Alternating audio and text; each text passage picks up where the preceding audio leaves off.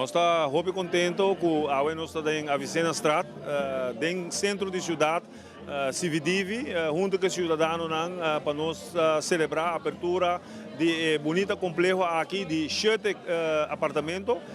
de uma pessoa até 2 pessoas. Nós temos apartamento especial para uma pessoa especial de rolstoel, meneer Loopstock, nós temos a Suyabi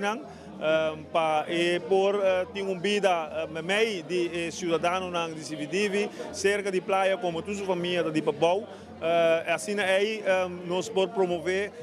o nível de vida que nós desejamos para os cidadãos. Nós estamos contentes com essa sua ideia nova, meneer Van Poppel, junto com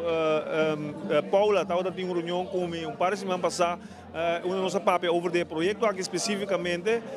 para mostrar o futuro que nós queremos, que nós compartilhar junto com a visão de tipo de complexo aqui dentro do bairro. Se você mira com nossa urba de trabalhar complexo grande, hobby casa social de outro, essa aqui é uma maneira que está mais cerca de família e que rapidamente pode pôr o tipo de projeto aqui dentro do bairro e nós queremos que isso lo dona também spread e casa social ronde Aruba em vez de pôr projeto grande. Naturalmente nós vamos fazer projeto grande no futuro também, vooral nós temos planos para por chiquito, mas o tipo de complexo aqui está paz na visão do governo, onde nós queremos qualidade de vida de nossos cidadãos, e ponendo isso aqui, nós também barra a demanda de lista de pessoas que estão guardando caso social para não ter hogar. Então,